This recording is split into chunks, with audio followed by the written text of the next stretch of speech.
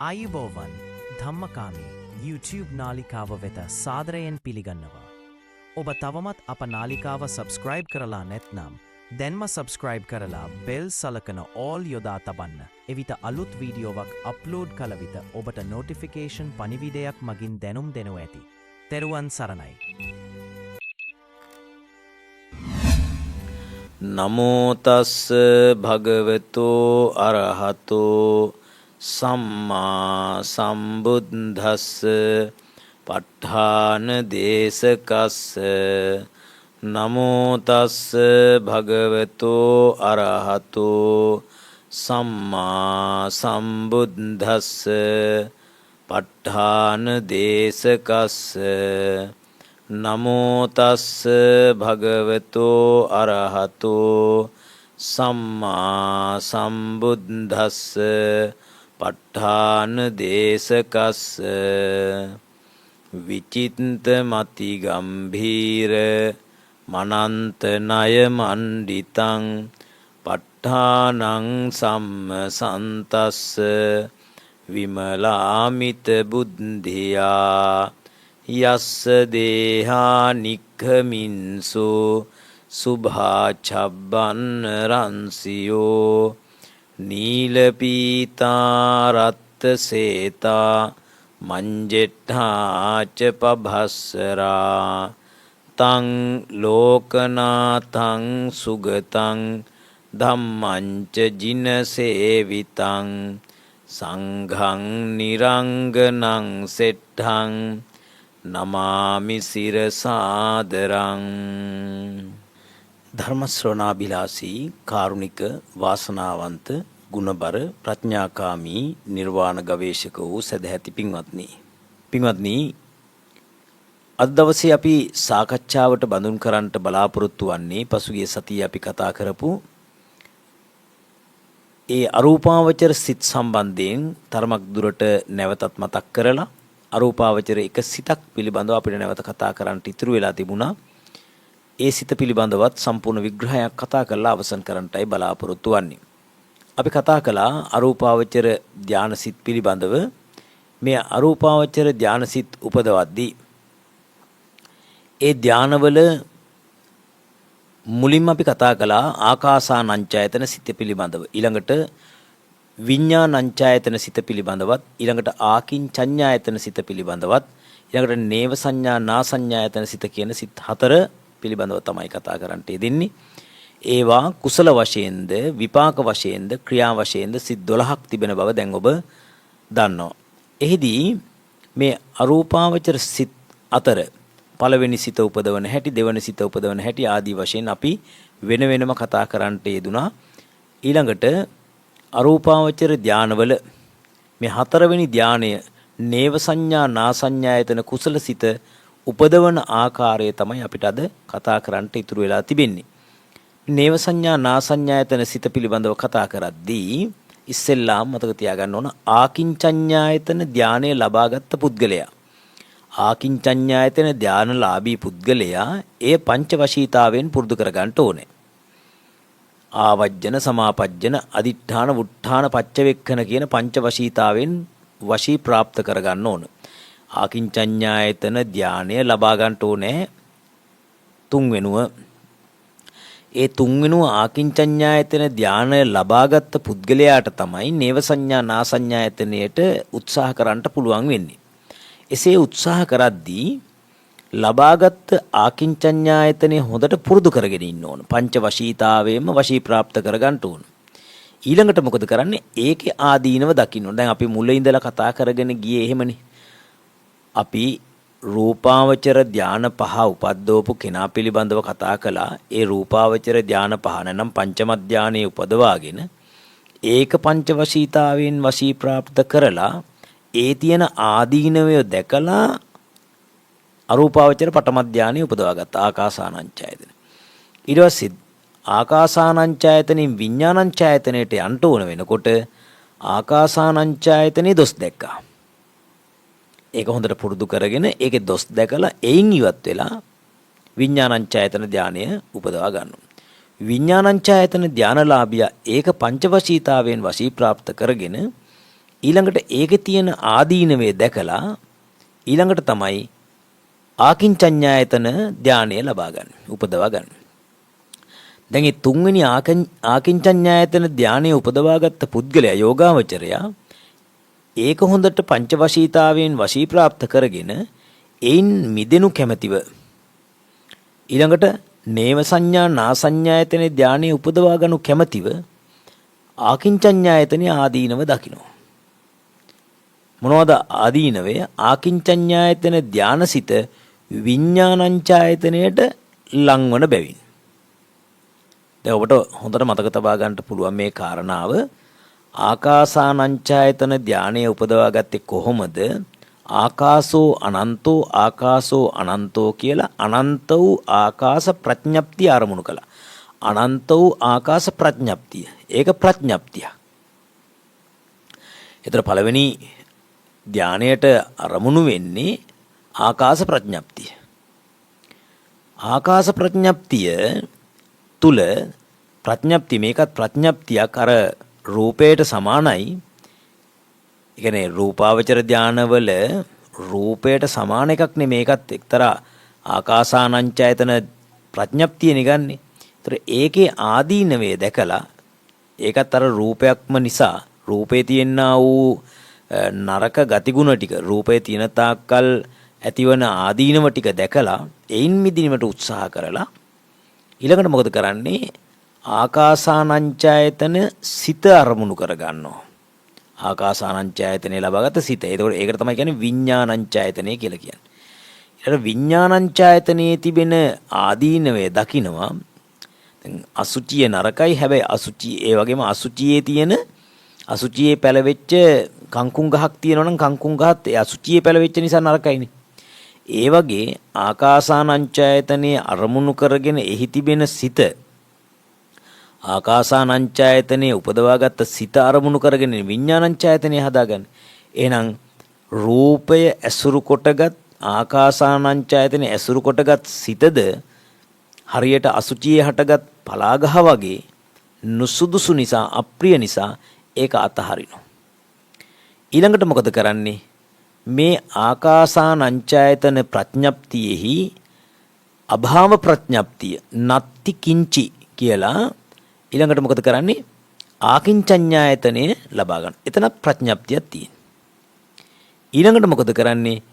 ඒ ආකින්චඤ්ඤායතන ධානලාභියා කල්පනා කරනවා ආකාශ ප්‍රඥප්තියේ නාස්තික භාව නමැති ප්‍රඥප්තියනේ මෙතන අරමුණු කරේ. අන්න ඒකත් නුසුදුසු නිසා ඒකේ තියෙන ආදීනවේ දකින්න.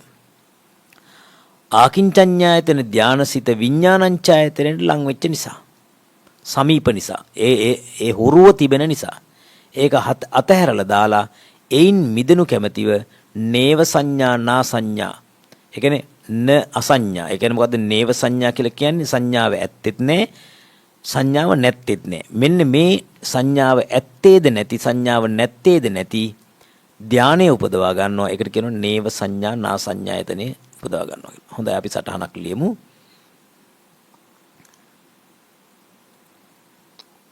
අරූප ධාන උපදවන පිළිවෙලේ හතරවෙනි එක නේව සංඥා නා සංඥායතන කුසලසිත උපදවන පිළිවෙල. නේව සංඥා නා සංඥායතන කුසලසිත උපදන පිළිවෙල.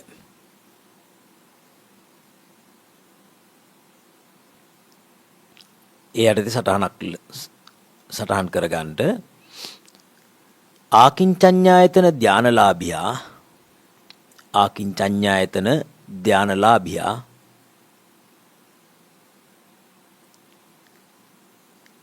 එය පංච වශීතාවෙන් පුරුදු කරගන්නේය. එය පංච වශීතාවෙන් පුරුදු කරන්නේය.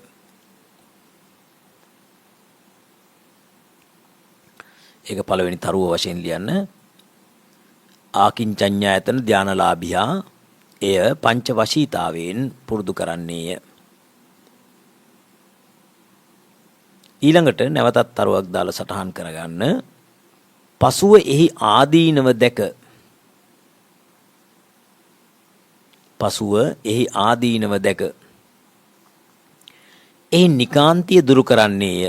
එහි නිකාන්තිය දුරු කරන්නේය. නිකාන්තිය කියන්නේ ඒ කෙරෙහි තිබෙන ආශාව, ඒ කෙරෙහි තිබෙන තණ්හාව දුරු කරන්නේ. පසු එහි ආදීනව දැක එහි නිකාන්තිය දුරු කරන්නේ. ආයමතරුවක් දාලා ලියන්න. ආකින්චඤ්ඤායතන ධානසිත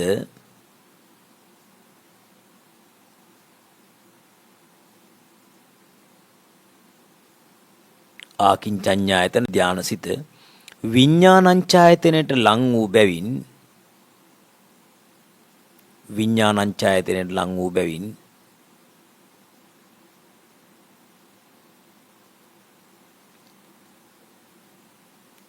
එය අත්හරින්නට සිතන්නේ. එය අත්හරින්නට සිතන්නේ. මේකේ ආදීනවේ මේක තමයි. මොකද ආදීනවේ ආකින්චඤ්ඤායතන ධානසිත විඥානංචායතනයට සමීප බව නැත්නම් ලං වූ බව. එතන ළඟයි කියලා කියන්නේ මෙහෙම ළඟට ගියා කියන අදහස නෙමෙයි. මේ දෙක සමීප ලක්ෂණ තිබෙනවා. ඒක හා සමාන ගතිගුණ තියෙනවා කියන අදහස. ඊළඟට ආයමතරුවක් දාලා සටහන් කරගන්න. ආකින්චඤ්ඤායතන කුසල සිතම අරමුණු කරගෙන ආකින්චඤ්ඤායතන කුසල සිතම අරමුණු කරගෙන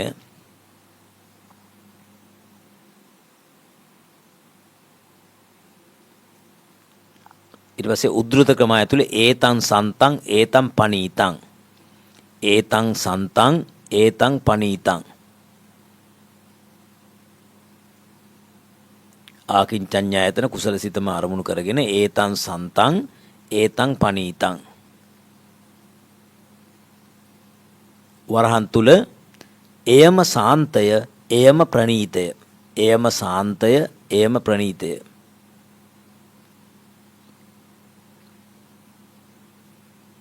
වරහන් වහලා වශයෙන් පරිකර්ම කරන කල්හි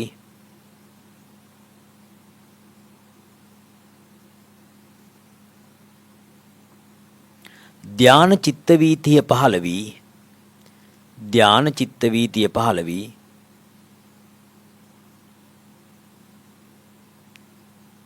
පරිකර්ම කමා උපචාර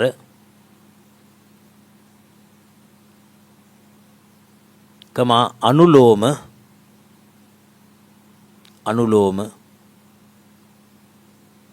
කමාවක් ගෝත්‍ර භූ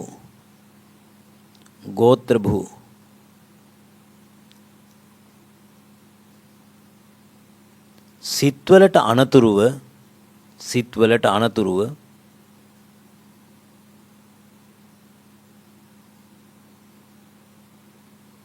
නේව සංඥා නාසඤ්ඤායතන කුසල සිත නේව සංඥා නාසඤ්ඤායතන කුසල සිත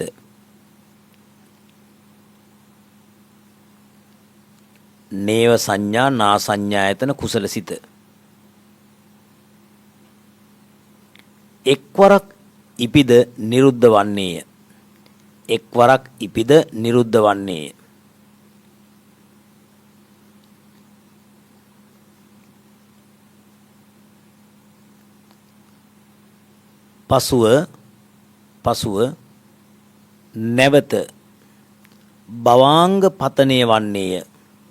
පසුව නැවත භවාංග පතනය වන්නේය අරූපාවචර ධාන හතරම උපදවන පිළිවෙල අපි දැන් කතා කරලා අවසන් කරලා තිබෙනවා.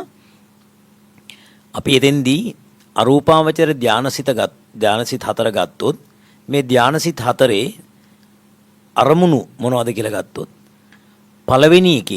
පළවෙනි එමනම් ආකාසානංචායතන සිතේ ගත්තොත් කසින නිමිත්ත අතහැර ලබාගත් ආකාශ ප්‍රඥප්තිය තමයි පළවෙනි ධානයට අරමුණු වෙන්නේ. ආකාසානංචායතනට අරමුණු වෙන්නේ. ඊට පස්සේ දෙවෙනි ධානයේ වෙච්ච විඥානංචායතනයට අරමුණු උනේ ආකාසානංචායතන කුසල සිත. ආකාසානංචායතනේ උපදවාගත්තු කුසල සිත. ඊළඟට තුන්වෙනි විඥානංචායතනයට පස්සේ එන්නේ ආකින්චඤ්ඤායතනයට අරමුණු වෙන්නේ ආකාසානංචායතන කුසල සිතේ අභාව ප්‍රඥප්තිය. ඊළඟට නේව සංඥා නා සංඥායතන හතරවෙනි ධානසිතට අරමුණු වෙන්නේ ආකින්චඤ්ඤායතන කුසල සිත. ආකින්චඤ්ඤායතන කුසල සිත. දැන් ඔබට පේනවා මෙතන කළු පාට කරලා තියෙන දෙවෙනි එක සහ හතරවෙනි එක. ඒ දෙකම සිත් දෙකක්. එතකොට ඒවා පරමාර්ථ ධර්ම. සිත් කියලා කියන්නේ පරමාර්ථ ධර්ම. පළවෙනි එකටයි තුන්වෙනි එකටයි අරමුණු වෙලා තියෙන්නේ මොනවද? ප්‍රඥප්ති. මොනවද ප්‍රඥප්ති? එකක් තමයි ආකාශ ප්‍රඥප්තිය අරමුණු වෙනවා ආකාසානංචායතන හෙවත් පළවෙනි අරූප සිතට. අරූපාවචර පළවෙනි ධාන සිතට. ඊළඟට තුන්වෙනි ආකින්චඤ්ඤායතන සිතට අරමුණු වෙන්නේ ආකාසානංචායතන කුසල සිතේ අභාව ප්‍රඥප්තිය. එහෙනම් ප්‍රඥප්ති දෙකයි. කියන ප්‍රඥප්ති අරමුණු ගන්නා සිත් දෙකයි.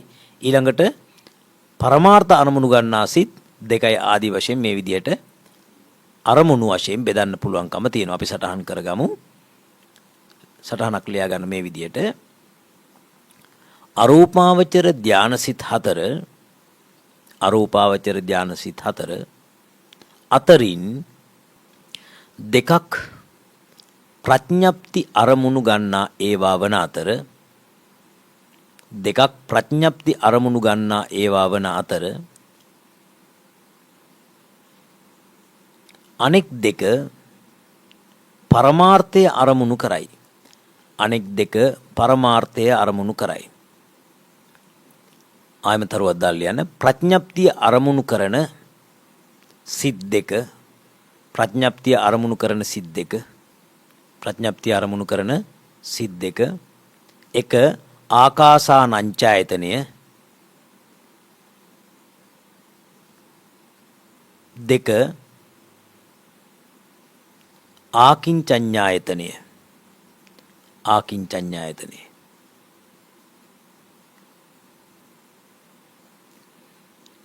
එතන ඔබ ආකාසානංචායතනයේ සිත කියලා ලියපු අංක 1 ඉස්සරහින් ලියා ගන්න. වරහන් ඇතුලේ ආකාශ ප්‍රඥප්තිය අරමුණු කරයි. ආකාශ ප්‍රඥප්තිය අරමුණු කරයි. ඊළඟට අංක 2ට ලියපු ආකින්චඤ්ඤායතන සිත ඉස්සරහින් ලියා ගන්න. ආකාසානංචායතන සිතේ අභාව ප්‍රඥප්තිය අරමුණු කරයි. ආකාසානංචායතන කුසල සිතේ අභාව ප්‍රඥප්තිය අරමුණු කරයි.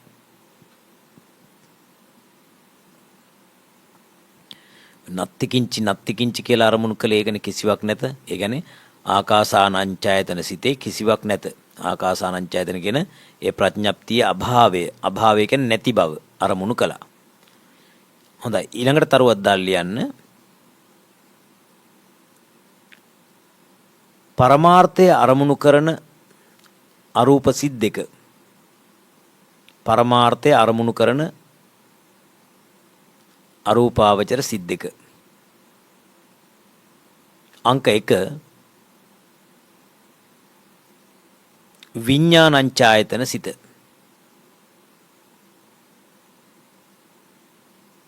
වරහන් තුල ලියන්න ආකාසානංචායතන කුසල සිත අරමුණු කරයි. ආකාසානංචායතන කුසල සිත අරමුණු කරයි.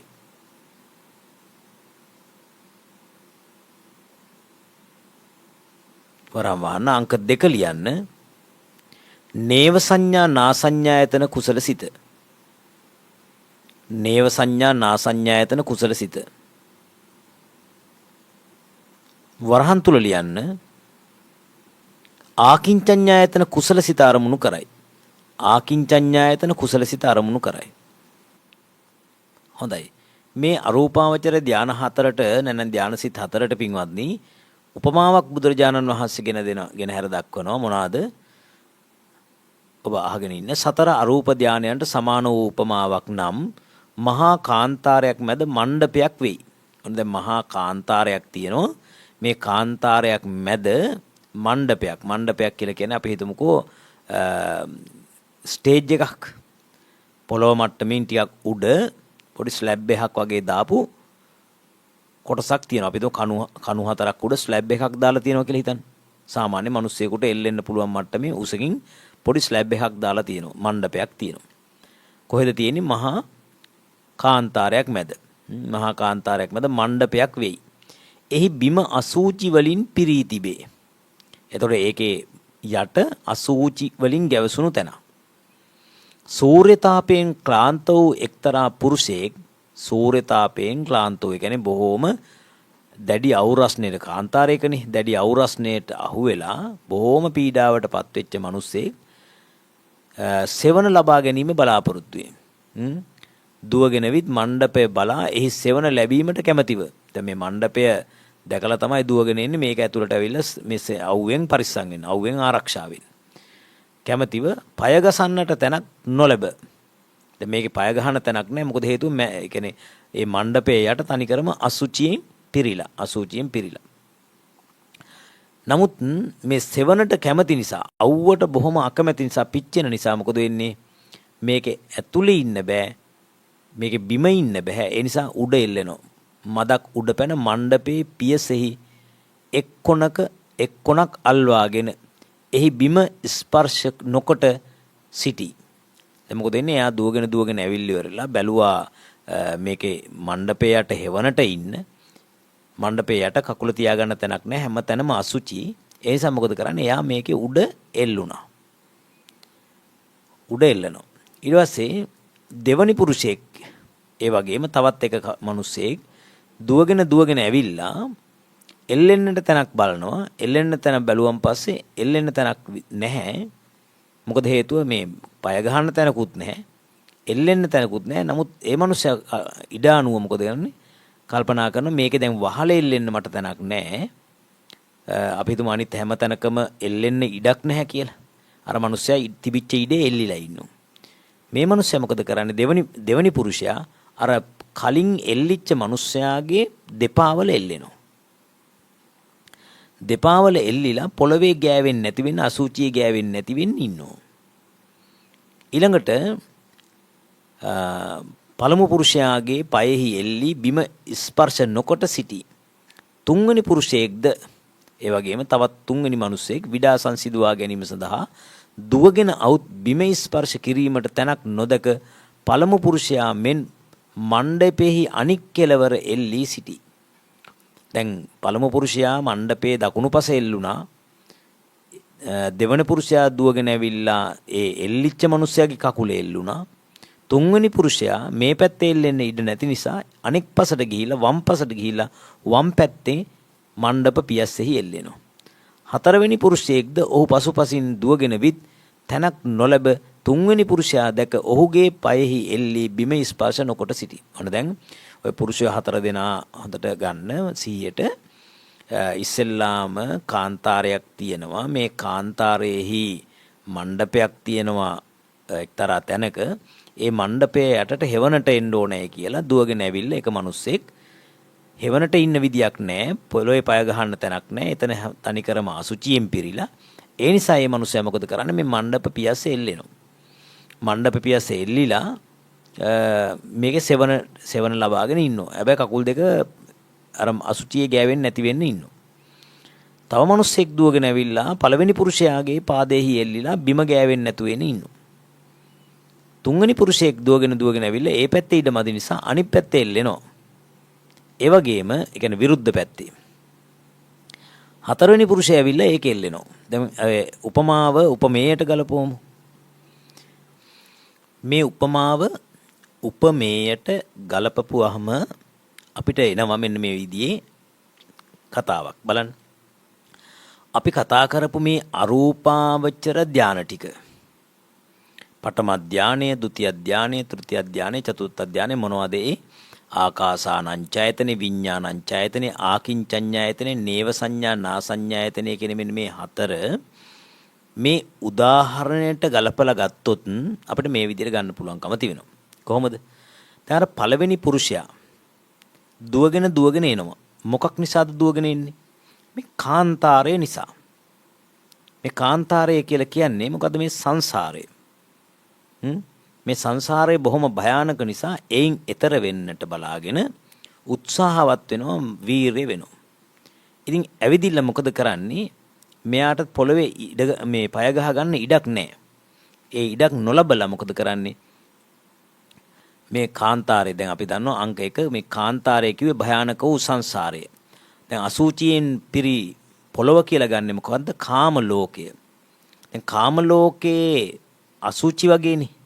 කාම ලෝකේ කිසිම අර සාමාන්‍ය සුවයක් එළවුණාට සාමාන්‍ය සුවයක් ගෙන දුන්නට ඒක බොහොම අප්‍රිය වූ තැනක්.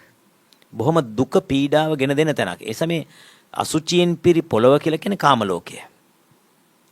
මණ්ඩපය කියලා කියන්නේ මොකද්ද? මේ අරූප ලෝක හතර.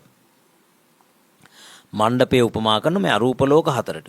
ඉතින් එයා ඇවිල්ලා පළවෙනි පුරුෂයා ඇවිල්ලා මණ්ඩපේ එල්ලෙනවා. මණ්ඩපේ එල්ලෙනවා කියලා කියන්නේ අර ආකාශ ප්‍රඥප්තියේ එල්ලිලා තමයි එයා අසුචියෙන් මිදෙන්නේ. මේ කාම ලෝකයෙන් මිදෙන්නේ අර මණ්ඩප පියස්සේ එල්ලිලා. එතකොට දැන් එතන එල්ලුනේ මොකද? ප්‍රඥප්තියේ එල්ලෙන්නේ. ඒ ප්‍රඥප්තිය ආකාශ ප්‍රඥප්තිය ඒකේ එල්ලුණු පළවෙනි පුරුෂයා ගේ පයෙහි එල්ලෙනවා. ඒ කියන්නේ මොකද්ද? දැන් යම්කිසි කෙනෙක් ආකාශ ප්‍රඥප්තිය අරමුණු කරලා සිතක් උපදව ගන්න ඕනේ. ඒ සිතෙහි එල්ලෙනවා දෙවෙනි කෙනා විඥානංචයතනෙ උදා කර ගන්න කෙනා. ඔන්න දැන් හොඳට මතක තියාගන්න උපමාවයි උපමේයයි ගලපන විදිය. උපමාවේදී කිව්වේ මණ්ඩප පියස්සෙහි එල්ලෙනවා. එතකොට ආකාශ ප්‍රඥප්තිය අරමුණු කරගෙන ධානයක් උපදව ගන්නවා. එතකොට එයා එල්ලුනේ මොකද? ආකාශ ප්‍රඥප්තිය. ඒක ප්‍රඥප්තියන්නේ. ඒක එල්ලිලා උපදවාගත්ත ආකාසානංචයතන කුසල සිතේ එල්ලෙනවා ඊළඟ පුරුෂයා, දෙවනි පුරුෂයා.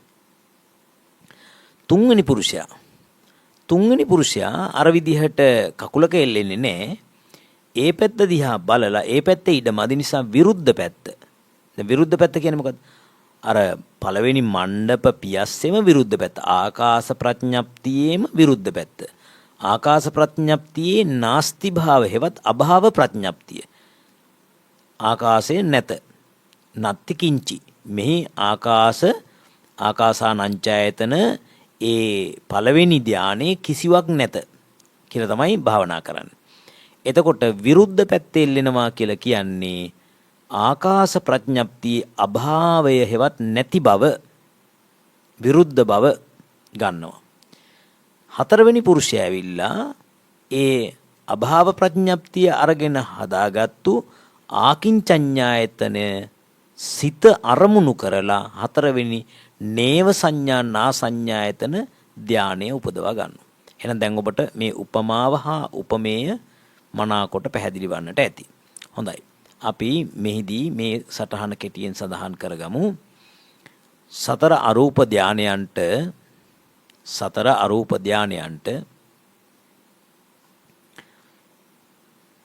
සමාන වූ උපමාවක් පහත දැක්වේ. සතර අරූප ධානයන්ට සමාන වූ උපමාවක් පහත දැක්වේ. තරුවක් දාලා ලියන්න. කාන්තාරයක් මැද මණ්ඩපයක් වෙයි.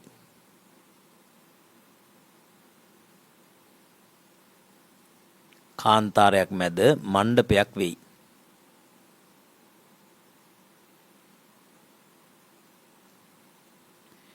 එහි බිම අසුචි වලින් පිරී තිබේ.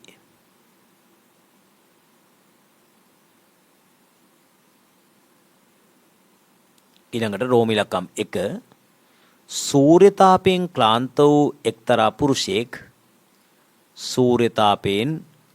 වූ එක්තරා පුරුෂයෙක්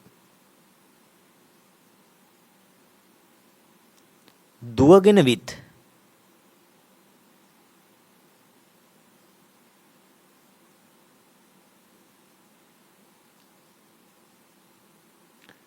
මණ්ඩපයේ යට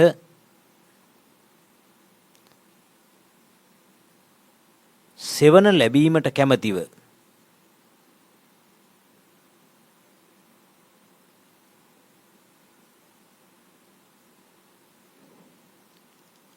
අසුචියෙන් පිරී තිබෙනු දැක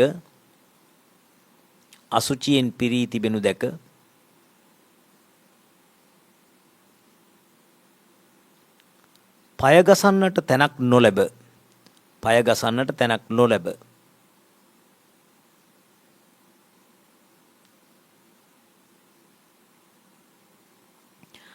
මදක් උඩ පැන මදක් උඩ පැන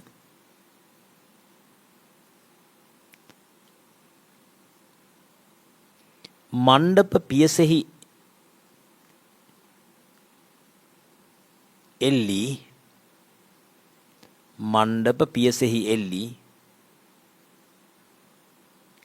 බිම ස්පර්ශ නොකොට සිටී බිම ස්පර්ශ නොකොට සිටී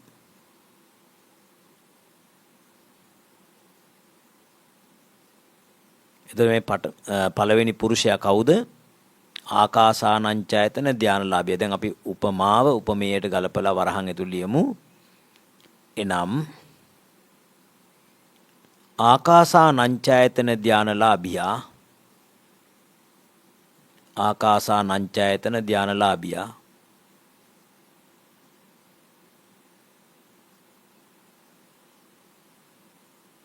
ආකාස ප්‍රඥප්තිය අරමුණු කොටගෙන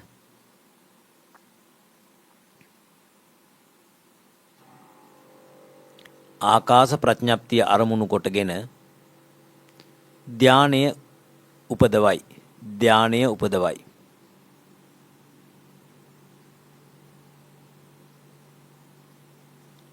වරහන් වහන්න රෝමිලකම් 2 දෙවනි පුරුෂයෙක්ද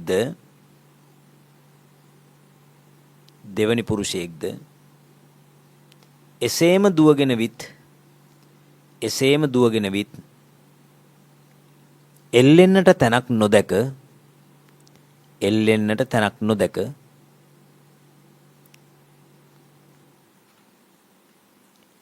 පළමු පුරුෂයාගේ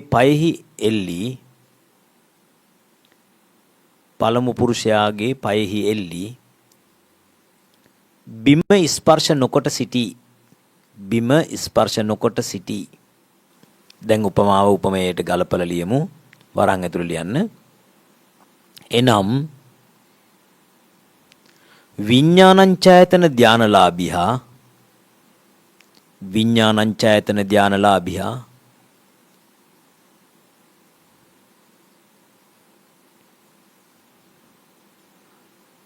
පළමු ආකාසානංචයතන ධාන සිත පළමු ආකාසානංචයතන ධාන සිත අරමුණු කොටගෙන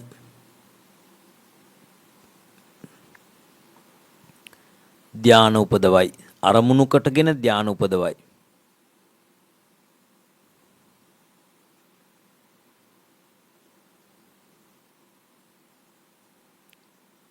හොඳයි දැන් තුන්වෙනි රෝම ඉලක්කම ලියන්න තුන්වෙනි පුරුෂයෙක්ද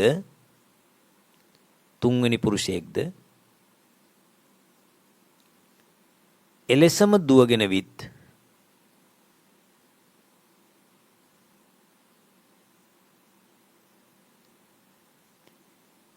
එල්ලෙන්නට තැනක් නොදැක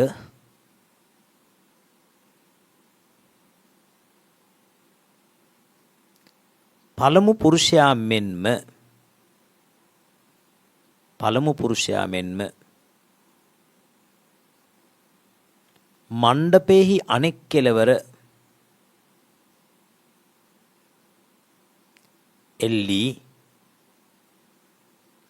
මණ්ඩපයෙහි අනෙක් කෙළවර එල්ලී බිම ස්පර්ශ නොකොට සිටී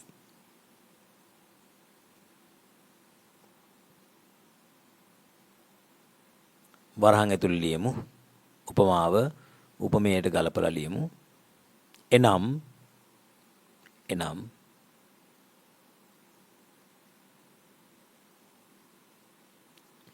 ආකින්චඤ්ඤායතන ධානලාභී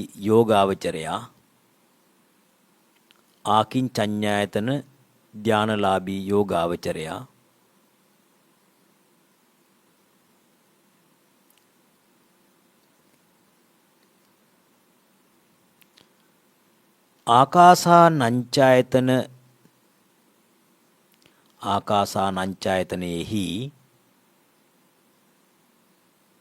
ආකාසානංචයතනෙහි අභාව ප්‍රඥප්තිය ආකාසානංචායතනෙහි අභාව ප්‍රඥප්තිය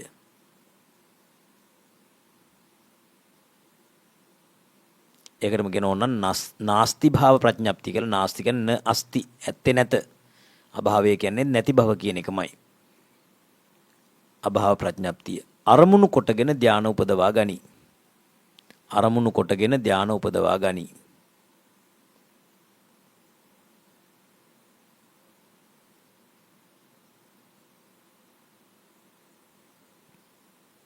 හොඳයි වරහම් වහලා දැන් 4 වෙනි ඉලක්කම දාන්න. 4 වෙනි පුරුෂයෙක්ද සටහන් ලියන්න මෙහෙම 4 වෙනි පුරුෂයෙක්ද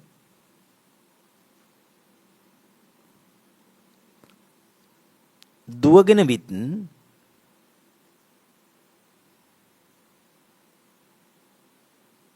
සෙවන ලබනු කැමැතිව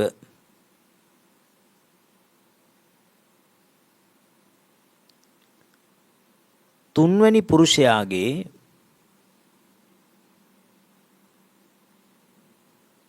පයෙහි එල්ලී තුන්වැනි පුරුෂයාගේ පයෙහි එල්ලී බිම ස්පර්ශ නොකොට සිටි. බිම ස්පර්ශ නොකොට සිටි.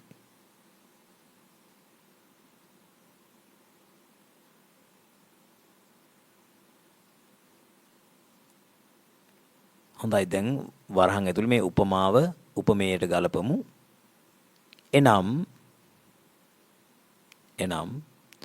නේව සංඥා නා සංඥායතන ධානලාභී පුද්ගලයා නේව සංඥා නා සංඥායතන ධානලාභී පුද්ගලයා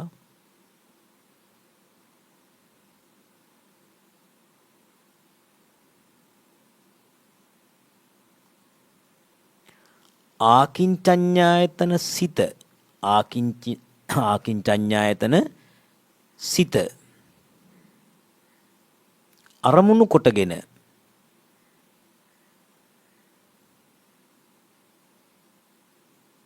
ධානය උපදවන ලදී. ධානය උපදවන ලදී. ධානය උපදවන ලදී. ඊළඟට තරුවක් දාලා ලියන්න විශේෂයෙන් මෙහි කාන්තාරය ලෙස දක්වන ලද්දේ මේ කාන්තාරය ලෙස දක්වන ලද්දේ භයානක වූ සංසාරයයි. භයානක වූ සංසාරයයි.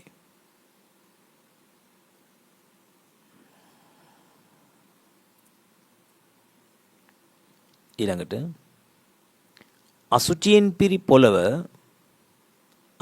පිරි පොළව නම්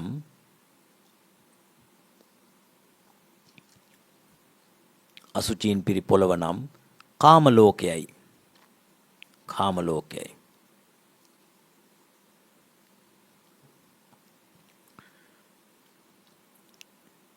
එහි මණ්ඩපය නම්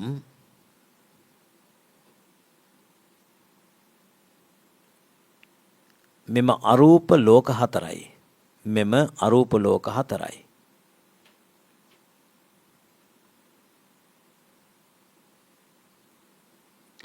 හොඳයි දැන් එහෙනම් මේ සම්පූර්ණ උපමාවම බුදුරජාන් වහන්සේ දක්වලා තියෙන්නේ මෙන්න මේ විදිහට මේ ප්‍රඥප්තිය අරමුණු කරගන්න ධානසිත මොනවද?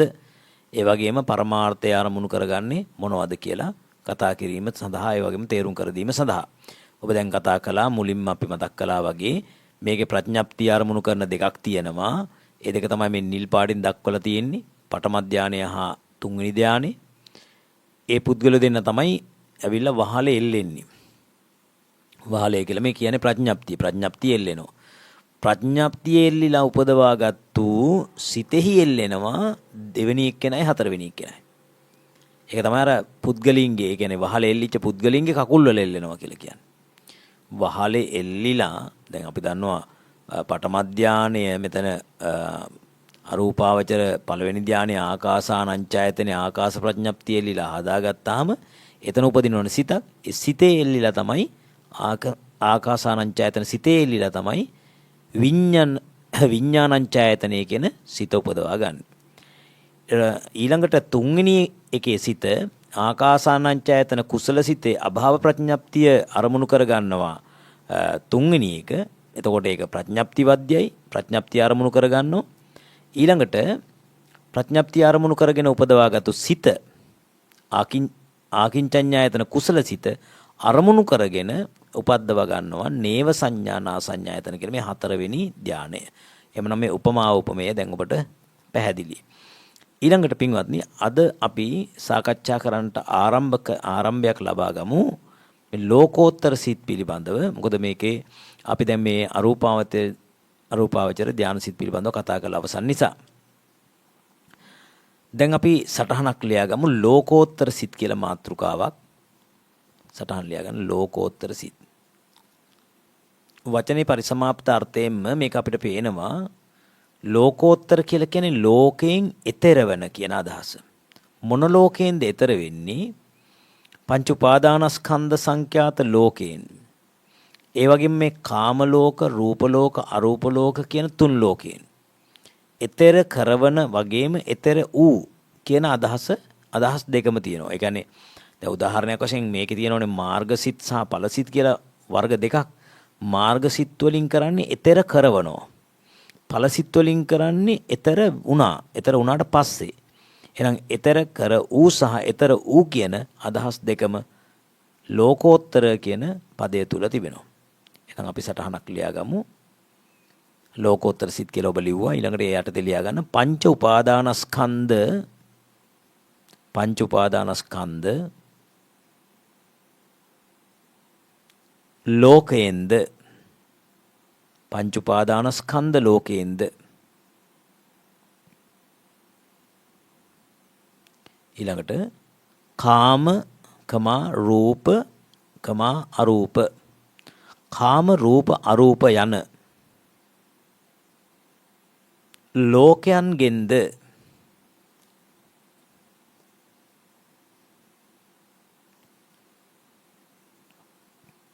එතර කරවන අර්ථයෙන්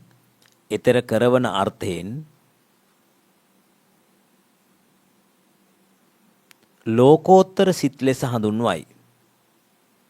ලෝකෝත්තර සිත් ලෙස හඳුන්වයි.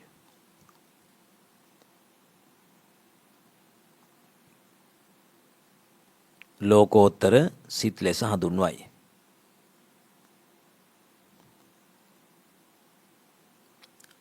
තරුවත් දැන් ලියන්න. මේවා ප්‍රධාන වශයෙන් කොටස් දෙකකට බෙදේ. මේවා ප්‍රධාන වශයෙන් කොටස් දෙකකට බෙදේ.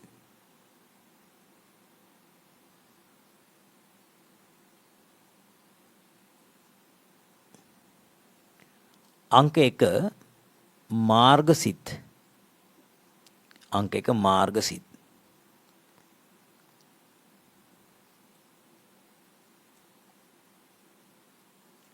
ඔබ දන්නවා මේ මාර්ගසිත හතරක් තිබෙනවා. සෝවාන් මාර්ගසිත, සකදාගාමි මාර්ගසිත, අනාගාමි මාර්ගසිත, අරිහත් මාර්ගසිත කියලා සටහන් කරගන්නේ නම් 1 සෝවාන් මාර්ගසිත, අංක 2 සකදාගාමි මාර්ගසිත,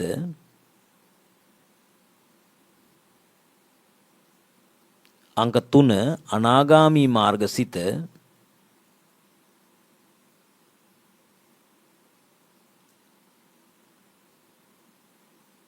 අංක 4 අරිහත් මාර්ගසිත.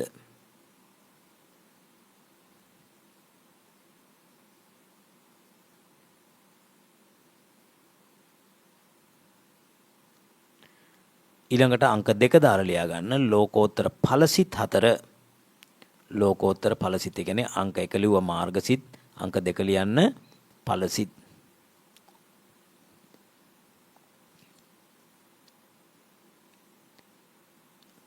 එයට ලියා ගන්න ඵලසිත 4 මොනවද? ඒත් සෝවාන් ඵලසිත, සකදාගාමි ඵලසිත, අනාගාමි ඵලසිත හා අරිහත් ඵලසිත කියන මේ 4.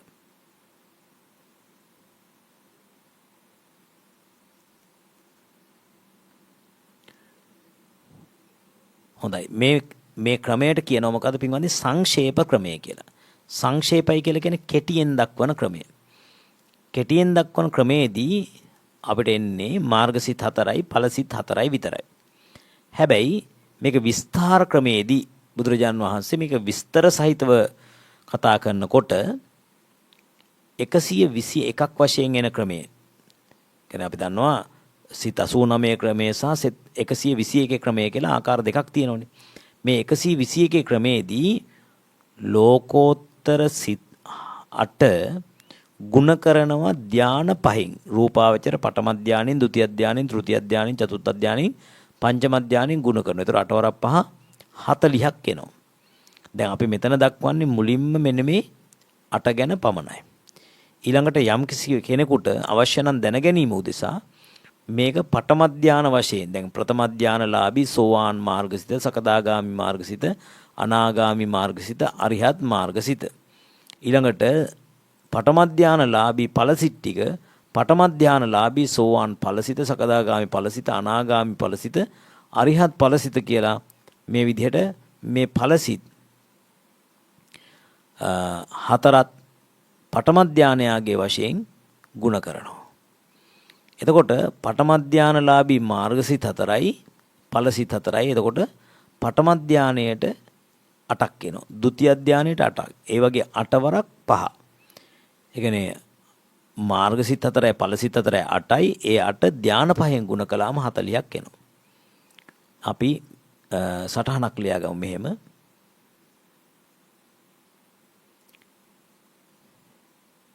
ඉහත දක්වන ලද්දේ සංක්ෂේප ක්‍රමේනි. ඉහත දක්වන ලද්දේ සංක්ෂේප ක්‍රමේනි. හරි. පින්වත් මේ සංක්ෂේප ක්‍රමය කියලා කියන්නේ මොකද්ද? සුස්ක විපස්සක වශයෙන්, ඒ කියන්නේ ධාන නොලබා විදර්ශනා භාවනාව විතරක් කරලා ඒ විදර්ශනා භාවනාවෙන් ලබන සෝවාන් මාර්ගඵල, සකදාගාමි මාර්ගඵල, අනාගාමි මාර්ගඵල, අරිහත් මාර්ගඵල කියන මෙන්න මේ 8 දෙනා ගැන. ඒක ධාන බෙහෙදෙන් ගුණ වුණාට පස්සේ තමයි ඔය විදිහට සිත් 40ක් එන්නේ. අපි දැනට කාල වේලාව අනුව අපි මෙතනින් સમાપ્ત කරනවා.